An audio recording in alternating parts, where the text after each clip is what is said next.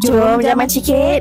Korang ada boleh jaman jumpa satu pot ayam gepuk yang baru tau dekat Keluang ni. Dekat sini ada 4 set utama untuk gepuk. Dan serius, portion dia memang besar, memang puas hati bila makan. Set A dengan set B dua-dua nasi ayam gepuk. Cuma set A ni lengkap lah. Set ada kubis goreng, tahu, tempe, pedal dan yang paling best sekali dapat teh ais. Lepas tu untuk rasa dia pula, ayam dia okey dekat tekak. Cuma maybe sedikit kering dan untuk kubis goreng dia pun ada sikit oily. Tapi sambal dia kalau pedaskan sikit lagi memang padu terangkat. Set C pula lain sikit tau sebab dia Maggi ayam gepuk. Siapa yang suka makan Maggi tu, korang wajib cuba tau. Sebab kombinasi Maggi goreng dengan sambal gepuk surprisingly kena tau. Yang ni pula set D, nasi talapia gepuk. Yang ni pun dapat air sekali tau. Ikan dia korang tengok lah, besar dan fresh. Kalau makan tu memang puas sampai boleh kenyang tersandor orang kata. Yang paling best untuk set A dan set D, kalau korang makan kat sini boleh refill tau, kecuali ayam lah. Kalau korang nak tapau pun tengoklah, kotak dia pun eksklusif, bukan jenis yang murah-murah. Selain daripada ayam gepuk, diorang pun ada aiskrim goreng juga tau dekat sini. Macam-macam flavor aiskrim ada. Cuaca panas-panas, makan pula aiskrim goreng. Memang ngam.